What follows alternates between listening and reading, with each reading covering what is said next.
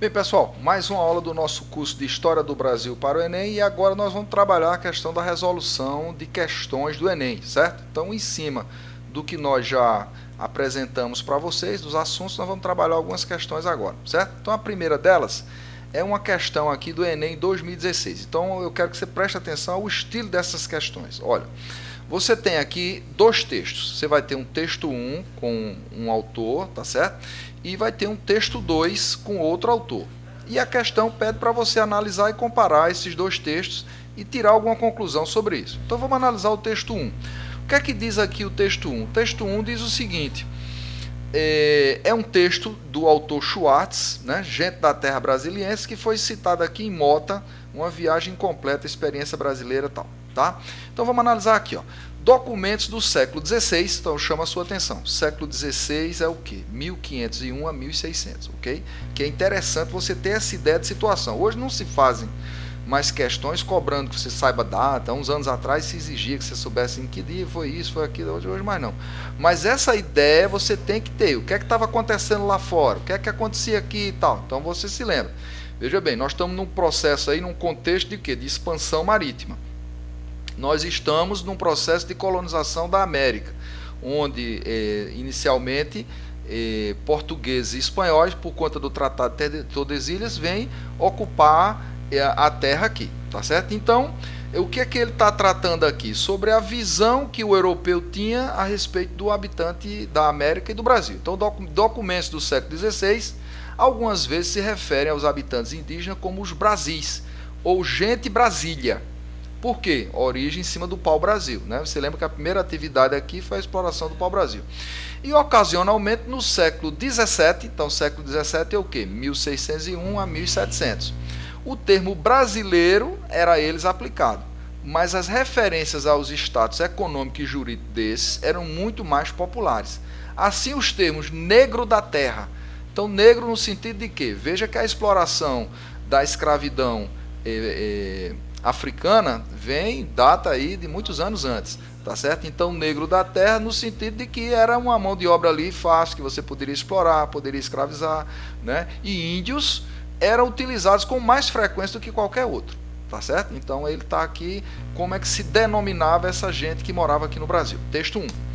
Texto 2 é um texto de Silva, tá certo? Dicionário de Conceitos Históricos, São Paulo, 2005. Então diz assim: índio é um conceito construído no processo de conquista da América pelos europeus.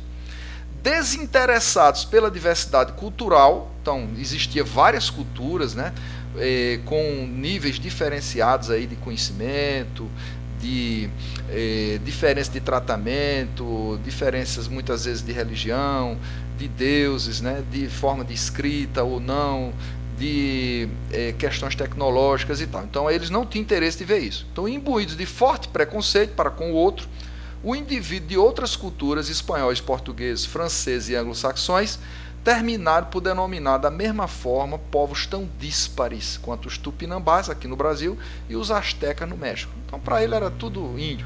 Então, era uma forma simplista de designar e de se referenciar essas pessoas, ok? Então, o que é que a questão propriamente diz? Ela diz assim, ó: ao comparar os textos, texto 1, que fala da designação que se dava ao povo que morava aqui no Brasil, e o texto 2 que diz que aqui na América todos eram índios, né? A designação dos grupos nativos pelos europeus durante o período analisado são reveladoras de quê? Então ele tem aqui 5 afirmativas de A até E e vai ter uma que é a correta, tá certo? Então veja bem, a concepção idealizada, letra A, concepção idealizada do território, entendido como geograficamente indiferenciado. Então veja bem, essa concepção idealizada do território, ela não pode ser aceita. Se a gente for estudar os livros, se a gente for aprofundar a cartografia, os mapas que foram produzidos naquela época, os detalhes a respeito da região aqui, da América, você vai encontrar mapas muito, vamos dizer, detalhados, né? Com acidentes geográficos, com desenhos da flora, da fauna, né? Então você tem um detalhamento. Então eles conheciam muito aqui. Tá certo? Você, por exemplo, uma região ali do Chile, da Cordilheira dos Andes e tal, é diferente da região aqui do Brasil. Né? Se você, a região no México é diferente, da América Central, tal, então você vai ter diferenças que estão retratadas nos mapas da época. Então isso aqui está descartado. Letra B. perpetuação corrente de uma ancestralidade comum às populações ameríndias. Não é verdade, tá certo? Então há várias teorias e que as origens podem ser diferentes e tal, então eles não levavam isso em consideração, mesmo porque naquela época não se tinha certeza disso.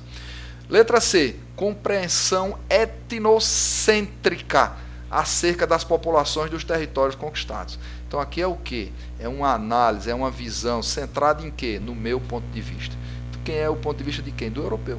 Então esses povos que vieram colonizar, eles analisavam esses povos que estavam aqui sob a visão dele, do ponto de vista preconceituoso, do ponto de vista generalista, do ponto de vista de não querer aprofundar. Então nós vamos ter aqui a resposta correta. Só por desencargo de consciência, vamos dar uma olhada na alternativa D. Transposição direta das categorias originadas no imaginário medieval. Não é verdade. Então ele teria tido origem na Idade Média e tal, não é verdade. Visão utópica, alternativa E, configurada a partir de fantasia de riqueza, também não. Então a resposta correta vai estar aqui na letra C, ok? Espero que você tenha entendido. Vamos para a próxima questão. Próxima questão já é uma questão mais direta. Veja, há apenas um texto, Enem 2019, então mais recente, né? E alternativas diretas querendo que você interprete o texto e você resolva a questão. Então um pouco diferente da questão anterior, que eram dois textos. Veja bem, a ocasião fez o ladrão. Então você já deve ter ouvido esse ditado, né? Que diz que quando a facilidade acontece, você acaba tendo um desvio de conduta de alguém. Então, um camarada chamado Francis Drake, você já ouviu falar? Francis Drake foi um corsário famoso, um corsário inglês famoso. Eu já falei em aulas anteriores a diferença entre o corsário e o pirata, né? Então, o pirata é o cara que rouba para ele. Ele, na verdade, é um bandido aí e tal. O corsário é um pirata especializado que rouba para alguma coroa. Então, no Francis Drake aqui, ele tinha cobertura da coroa inglesa, tá certo? Então, ele travava a sua guerra de pirataria contra a Espanha papista. Papista no sentido de quê? Veja que o Papa protegeu pelo Tratado de Tordesilhas apenas Portugal e Espanha. Então, papista no sentido católico, né? Quando roubou as tropas de mula que levavam o ouro do Peru para o Panamá. Graças à cumplicidade da rainha Elizabeth I, ele volta a fazer de novo, reincide e saqueia as costas do Chile e do Peru, antes de regressar pelo Oceano Pacífico e depois pelo Índico. Ora, em Ternate, ele oferece sua proteção a um sultão revoltado com os portugueses e assinasse o primeiro entreposto inglês ultramarino, ou seja, ele conquistou uma terra e essa terra passou a ser inglesa, tá certo? Então é uma visão aqui e tal. Então veja bem, a tática adotada pela Inglaterra no século XVI, conforme citada no texto, foi o meio encontrado para quê? Então é uma postura de contestação, é uma postura de crítica, é uma postura de não aceitação. Inclusive você se lembra na aula da expansão marítima que eu falei da frase famosa do rei Francisco I, rei da França, que diz o seguinte: eu desconheço onde está no testamento de Adão o privilégio de ocupar, colonizar as terras descobertas e a descobrir apenas pelos ibéricos, apenas por Portugal e Espanha. Então eles estavam contestando. Vamos ver onde é que está isso aqui, ó. Restabelecer, a alternativa A, o crescimento da economia mercantil, não tem nada a ver. Conquistar as riquezas dos territórios americanos. Olha aqui, ó. Eu quero dividir esse bolo, eu tenho direito, eu não aceito essa divisão. Né? Letra C, legalizar a ocupação de possessões ibéricas, claro que não, estava sendo contestado. Ganhar a adesão das potências europeias, também não. Fortalecer rota do comércio marítimo, não, já que você está fazendo é roubo, na verdade. Então, letra B, tirar um pedaço dessa riqueza que estava na mão de Portugal e Espanha e levar para os outros países, notadamente França e Inglaterra, no caso aqui Inglaterra. Então, Francis Drake, um corsário famoso que trabalhou a favor da coroa inglesa. Ok? Tranquilo? Próxima questão, questão do Enem 2018, e que essa questão trata de quê aqui? Veja bem, é um texto de Vaínfas, né? Guerra declarada e paz fingida na restauração portuguesa. Então vamos situar isso aqui. Veja bem, nós já colocamos para você aqui a questão da União Ibérica, né? O que foi a União Ibérica? Em 1578, o rei Dom Sebastião foi para uma espécie de cruzada no norte da África e sumiu, desapareceu. Então, Dom Sebastião é substituído pelo cardeal Dom Henrique, que era seu tio de 70 e tantos anos, velhinho e tal. E ele morre logo em seguida, 1580. Quem era o parente mais próximo? Era o rei da Espanha, Filipe II. Então, Filipe II assume os dois reinos e é, portanto, chamada aí União Ibérica, 1580 até 1640. Quando chega em 1640, a dinastia de Bragança consegue, numa guerra de independência, se libertar. então, restauração portuguesa, por isso que ele fala aqui na questão da rebelião aqui de restauração e tal. Aí o que é que acontece? Acontece que a Espanha, para se vingar da Holanda, que tinha havido uma guerra entre eles, né? Guerra das Orquídeas. Então essa guerra aí acabou que o governo espanhol tirou o privilégio dos holandeses de explorarem o açúcar e revenderem aqui do Brasil lá na Europa. E aí o que foi que aconteceu?